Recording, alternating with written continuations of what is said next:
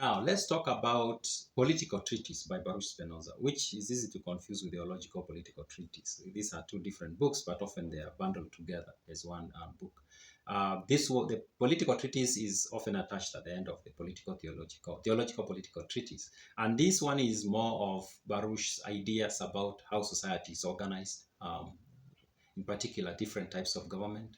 I found it to be so enlightening and so informing and educative in terms of explaining what I can call the game theory of government, because it does, and I'm going to do a video on this, acknowledge that as humans we are irrational beings for the most part. We are rational part of it, and then we are irrational in the others.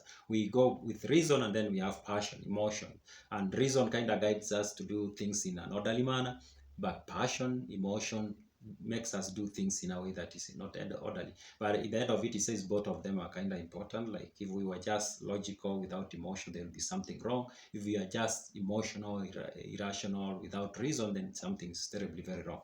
Now, this short book was written, or Baruch Spinoza wrote this book like a very short moment before his demise.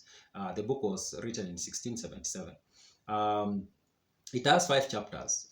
It talks about political science in general. That is in chapters, first 5 chapters, he talks about political science in general. And in the 6th and 7th, he talks about monarchy. And in the 8th, 9th, and 10th, he talks about aristocracy. And 11th, he starts talking about democratic government. But then he dies. But we know from letters that he had written to a few of his friends that this book was going to be longer than that. In fact, he does explain to one person the chapters that were going to be in the book, and some that he never got to write include subject about a chapter on laws, and also other questions of politics. So this book was supposed to be a huge book, but he didn't get to finish it. He died before he could write it to the end. But people who found the manuscript found it to be so powerful, and they decided it should be published anyways, even though it was incomplete.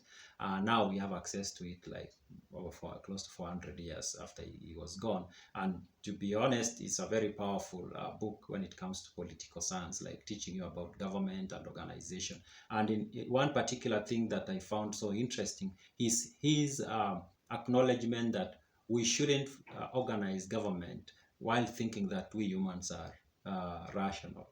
We should organize government while we bear in mind that we are very emotional, very irrational. And when we do that, governments become stable.